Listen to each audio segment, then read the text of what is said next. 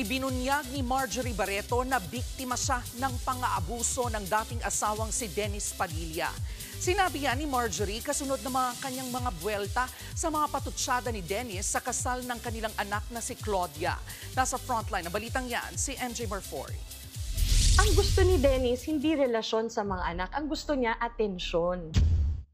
Ito ang maaanghang na buwelta ni Marjorie Barreto sa dating asawang si Dennis Padilla sa kanyang panayam kay OG Diaz sa kanyang YouTube channel. Naghihimutok kasi si Padilla dahil hindi niya nailakad sa altar ang kinasal niyang anak na si Claudia.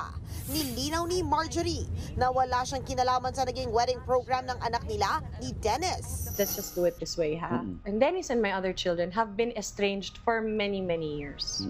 Bakit sila estranged? Doon muna tayo mag-ugat, okay? Bakit sila estranged? Because for the past 10 years, wala nang ginawa si Dennis kundi magpa-interview na magpa-interview.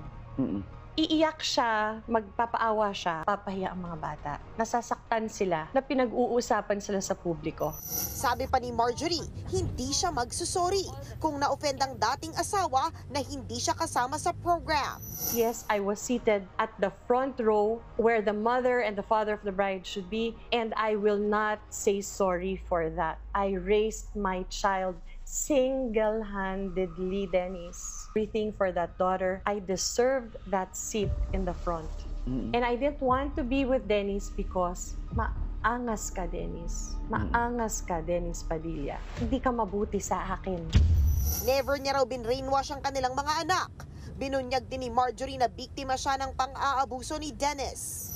I have been quiet for 18 years, Dennis. You were physically abusive. The biggest physical abuse that he did to me was when Julia was a few days old. Naglalakad ako papasok ng kwarto from the back. He hit me so hard. Laking tao ni Dennis, ah. He hit me so hard in my ear. Lumipad talaga ako kasi hindi ka nakailag di ba? Na talaga nawala yung eardrum ko. Out to this day, I suffer that, OG. Wala akong eardrum Wala pang bagong pahayag si Padilla sa mga revelasyon ng dating asawa. Nagbabalita mula sa Frontline. MJ Marfori, News 5. Mga kapatid, ito po ang inyong K-Alaman Queen, Kalad Karen. Always remember na ang K-Alaman ay K-Yamanan. Kaya para sa latest showbiz news at dagdag impormasyon, mag-follow at mag-subscribe sa social media pages ng News 5. Okay?